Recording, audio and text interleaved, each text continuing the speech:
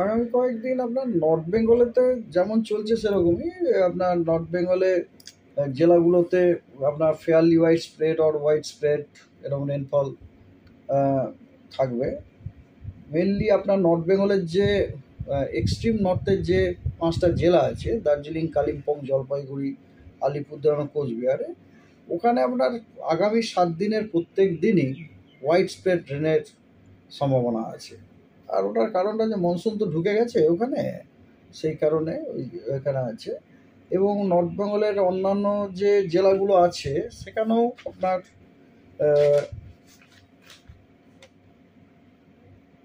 North বেঙ্গলের আপনার যে অন্যান্য জেলাগুলো আছে সেগুলোতেও আপনার ফেয়ারলি হোয়াইট স্প্রেড রেনফল আছে, এক্সেপ্ট আপনার 7 তারিখ, 8 তারিখ, 9 তারিখ, এই 3টে দিন বাদ দিয়ে। বাকি সব দিনে আপনার ফেয়ারলি হোয়াইট স্প্রেড রেনফলের সম্ভাবনা আছে।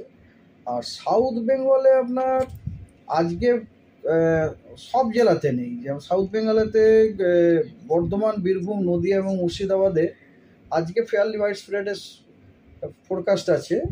আর অন্যান্য জেলাগুলোতে স্ক্যাটার্ড রেনফলের ফোরকাস্ট আছে। 7 তারিখেও সাউথ বেঙ্গলের সব জেলাতে আইসোলেটেড রেনফলের সতর্কতা। কিন্তু এই যে রেনফলগুলো না, এগুলো সবই হচ্ছে অত্যন্ত হালকা, মানে ডিউ টু থান্ডারস্টর্মের জন্য রেন আর কি। এই যে একটা অনেকখানা জায়গায় জুড়ে যে রেন, যেটা খুব একটা রিলিফ দেয়, ওই জাতীয় বৃষ্টি কিন্তু এটা নয়। বজ্র বিদ্যুৎ সহ বৃষ্টি, তার সাথে ঝোড়ো হাওয়া 30 থেকে 40 কিলোমিটার বেগে অথবা 40 থেকে 50 কিলোমিটার প্রতি ঘন্টায় বেগে, তার ওয়ার্নিংও আছে নদিয়া, বর্ধমান, বীরভূম, মুর্শিদাবাদ এবং বাঁকুড়াতে। বাকিগুলোতে 30 থেকে 40 কিলোমিটার প্রতি ঘন্টায়।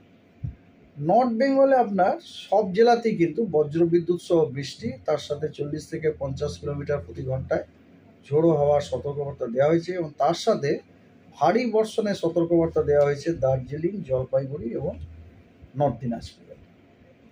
আগামীকাল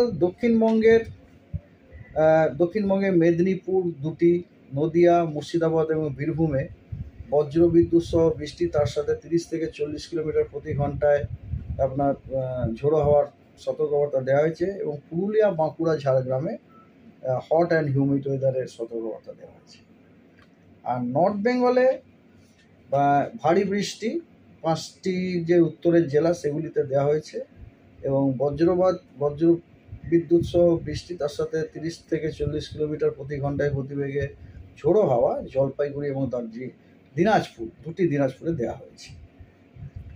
8 তারিখে নর্থ বেঙ্গলের ভারী বর্ষণের সতর্কবার্তা দেওয়া হয়েছে জলপাইগুড়ি, আলিপুরদুয়ার এবং কোচবিহারে। এবং বজ্রবিদ্যুৎ সহ বৃষ্টি, তার সাথে ঝোড়ো হাওয়া 30 থেকে 40 কিলোমিটার প্রতি ঘন্টায় দেওয়া হয়েছে দার্জিলিং, কালিম্পং এবং জলপাইগুড়িতে। 9 তারিখে নর্থ বেঙ্গলে ভারী বর্ষণ দেওয়া হয়েছে জলপাইগুড়ি, কোচবিহার এবং নর্থ দিনাজপুরে। আর সাউথ বেঙ্গলে হট অ্যান্ড হিউমিড ওয়েদারের সতর্কবার্তা দেওয়া হয়েছে বীরভূম, দুটি, বর্ধমান, পুরুলিয়া, বাঁকুড়া, ঝাড়গ্রাম এবং ওয়েস্ট মেদিনীপুরে। লাস্ট ডে, দ্যাট ইজ 10 তারিখে নর্থ বেঙ্গলের আলিপুরদুয়ার এবং কোচবিহারে ভারী বৃষ্টি এবং নর্থ দিনাজপুরে ভারী বর্ষণের সতর্কবার্তা দেওয়া হয়েছে। এবং দক্ষিণবঙ্গে আপনার বীরভূম, বর্ধমান, পুরুলিয়া, বাঁকুড়া, ঝাড়গ্রাম এবং পশ্চিম মেদিনীপুরে আপনার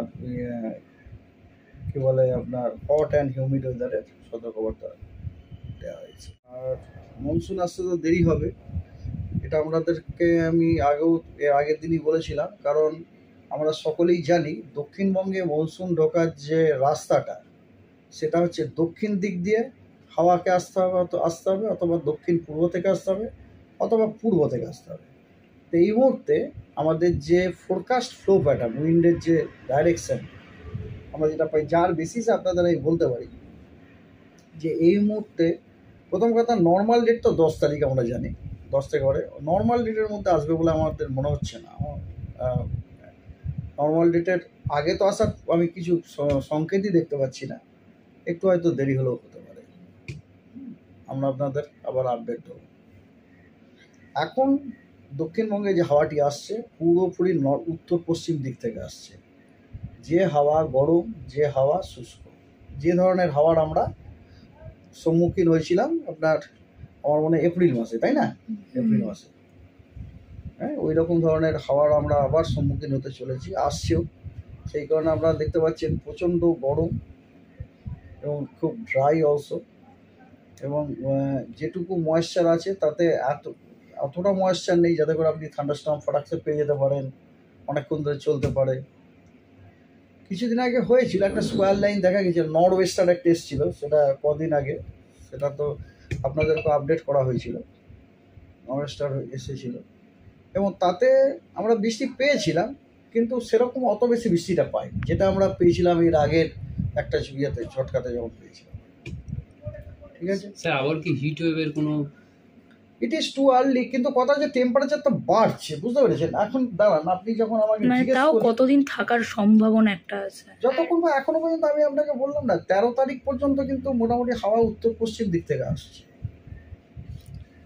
এবং আপনি নিজে বলুন না, আপনার কোনো একটা জায়গাতে যদি দীর্ঘদিন ধরে একটু গরম আসে, প্রথম দিন একটু গরম হলো টেম্পারেচার একটু ভালো, আবার গরম হলো টেম্পারেচার ভালো, আবার একটু টেম্পারেচার ভালো, সেবারে গরম হাওয়া তো আসছে না, তার ফলে আপনার টেম্পারেচারটা তো বাড়ার একটা অবশ্যই সম্ভাবনা আছে।